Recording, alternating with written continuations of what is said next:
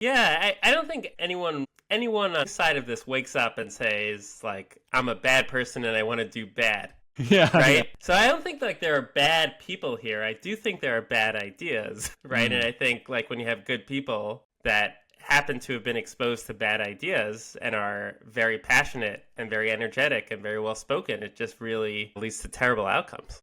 That's a really good point because I think, so much of political discourse and what we're talking about specifically, it's easy to say, I'm looking at this result and I'm looking at the people who support it, therefore you must be evil. But like there's a whole different mindset that leads someone to like on the gender transition thing, I think there's a lot of people who genuinely believe this is healthcare. I'm liberating these kids. I'm fighting for human rights. They're not bad actors, I don't think. They're not acting in bad faith. They really believe that. Yeah, I think that is very true. I think they really love being the savior.